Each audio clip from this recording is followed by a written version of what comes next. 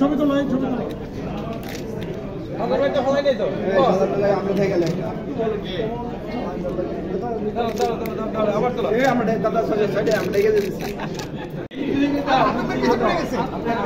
বাইরে দেওয়া যায় না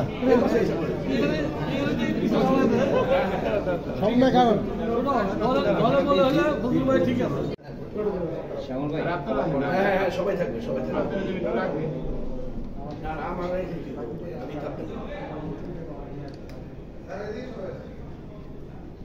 আসলে বাংলাদেশে বহুদিন পর গণতন্ত্রের মাধ্যমে মানে মানুষ উৎফুল্ল হয়ে মানে ভোট দেওয়ার জন্য এখানে এসেছে। এটা দেখে আসলে খুবই ভালো লেগেছে যে মানুষজন তার প্রতিনিধি তার ভোটের মাধ্যমে সিলেক্ট করতে পারছে।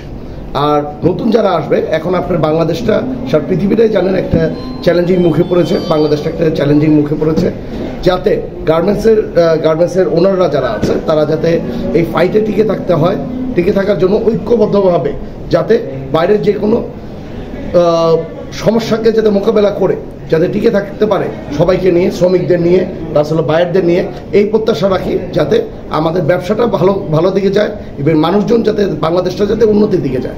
বোঝা যাচ্ছে যে মানুষ শুধু ভোটটা দিচ্ছে না, তার অধিকারটা সে দেখাচ্ছে যে মানুষের ভোটটা যে মানুষের একটা অধিকার, এই জিনিসটা মানুষ দেখাচ্ছে যে মানে তার সিলেকশনে সে তার নেতৃত্ব যারা দিবে মানে এরকম একজনকে সিলেক্ট করতে পারছে।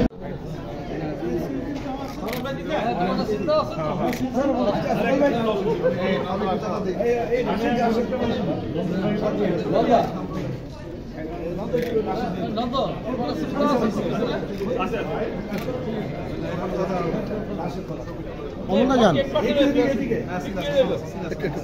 অমলদা যান, আমি আবার পরে যাইতেছি, আমার আরো দুইটা আছে না, আমি আবার